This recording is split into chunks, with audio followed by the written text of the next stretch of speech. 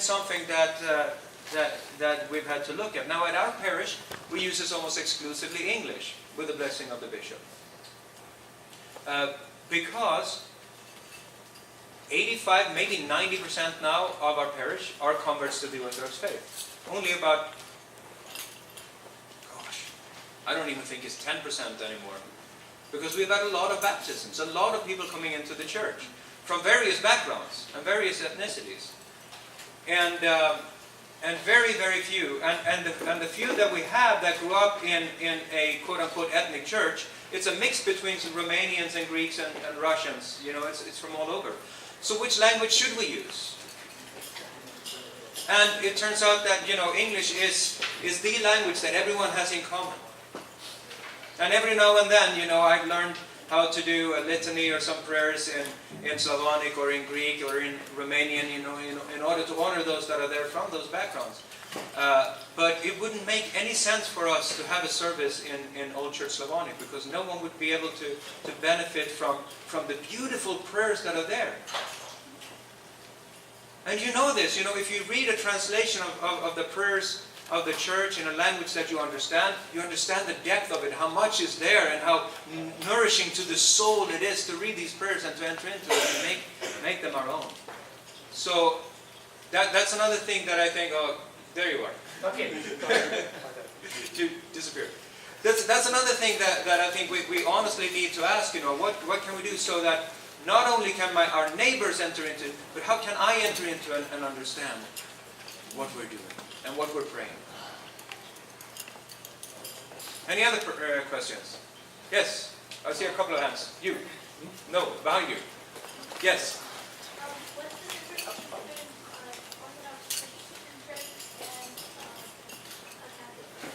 between Orthodox Christian church and a Catholic church? An Orthodox church and a Catholic church? What is the difference? You know, so that is a question that we get quite often, right? And sometimes, well, I don't know, let's see, the Catholics have saints, right? And they have bishops. The priests have funny clothes. The priests don't marry. But the priests don't marry. Right? That's a difference. That's a difference. Why is that a difference, though? Why do you think that is a difference? I mean, why is there an enforced celibacy on priests in Roman Catholicism? That's probably better for a Roman Catholic to answer that. But one thing that it seems like is that there is a very negative view on family and sexuality in the Roman Catholic Church, in the sense that it's okay, have lots of children, but it's spiritually better, it's spiritually higher not to be married. I do not think that this is an Orthodox understanding. In Orthodoxy, we see rather the saints put forth two paths towards holiness. And one is married life, and the other one is monasticism. Both have the same purpose, and that is our sanctification and our salvation. Both of them. So that's a difference. Another difference, of course, is that the Orthodox Church is not ruled by one hierarch that is on the top of a pyramid. That's a big difference. What is the highest authority in the Orthodox Church? Patriarch, which is the head of the bishops. It's the head of the bishops, right? First among equals, many times said. But it's the council of the bishops that makes it, because not even the patriarchs make a decision by himself, but with the synod or with the council. This is the highest authority in the church, is the synod, is the coming together of all the bishops making a decision together in the Holy Spirit. That's another big difference. In other words, we don't have one person on the top, but the church consists of all her people. Because there are even times in our church history that there's a group of bishops that make a decision, and the rest of the church says, we do not agree with this. This is, at least in our church history, it happens with icons, where there was a time when there were some bishops that adhered to the heresy called iconoclasm, which says that no, you cannot depict anything holy, and there were a bunch of bishops that came together in council and said that you know, we shouldn't have any images. And the rest of the church, the priests and the people, rose up and refused to accept this. And then, later on, another council was convened, and of course, icons were restored. But there are times, you know, the highest authority in the church is Christ himself. And he is manifest in the council of the bishops. What are some other differences?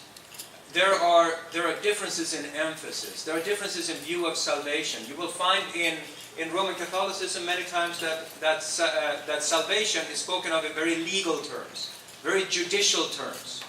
You are a convict. You are guilty before God, who is the judge, and you need someone to pay the price for you.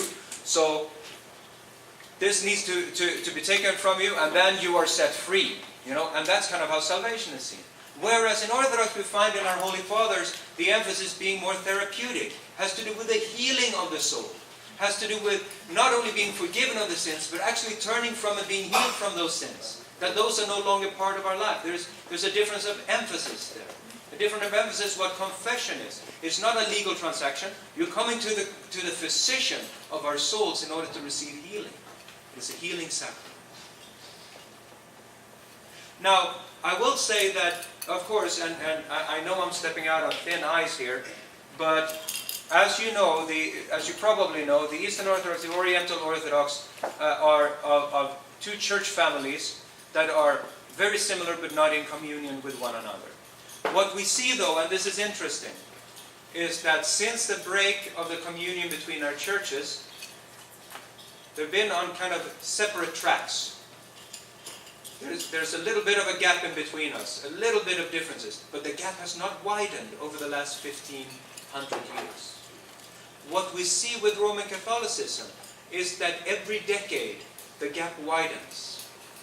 New doctrines are being introduced, new dogmas that are foreign to the Orthodox tradition, new practices that are just completely foreign to our Orthodox tradition. So what we see with Roman Catholicism is that it's kind of veering further and further away from Orthodoxy, from where I'm standing.